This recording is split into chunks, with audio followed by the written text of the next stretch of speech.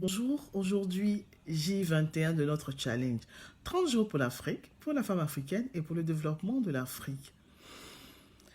Nous parlerons dans cette vidéo d'une dame qui vient du Bénin. Elle s'appelle Sedong Ongbe. Excusez-moi, je n'ai pas l'accent. Mais Sedong Ongbe était la chef des fameuses Amazones du Bénin, bien ancrée dans l'histoire. Cette femme, dans les années 1850, a dirigé cette armée qui était composée de 5000 combattantes. Je dis bien 5000 combattantes. Donc ça veut dire qu'elle gérait 5000 femmes. Elle gérait 5000 humeurs au quotidien. C'était ça son quotidien. Cette dame est un vrai leader. C'est un leader chevronné.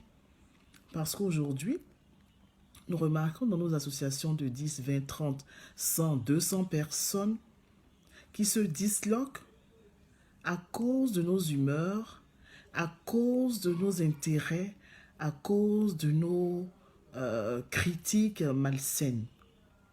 Mais cette dame a tenu à diriger une armée de 5000 femmes. Son leadership n'est même pas à démontrer. Et ces femmes ont combattu aux côtés des hommes dans l'armée de Béhanzin.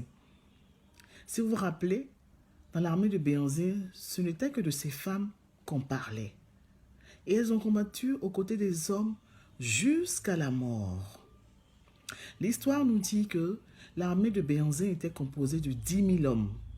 10 000 hommes, s'il y avait 5 000 femmes, alors il y avait aussi 5 000 hommes.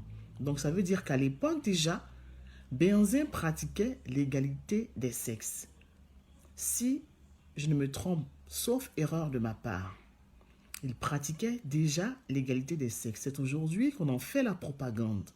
Mais bien avant, donc dans les années 1800 au 19e siècle, ça existait déjà avec le roi Béhanzin.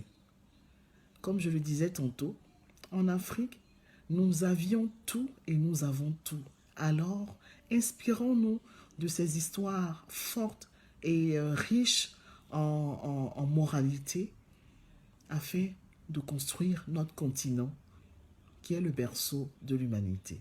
Merci, à demain.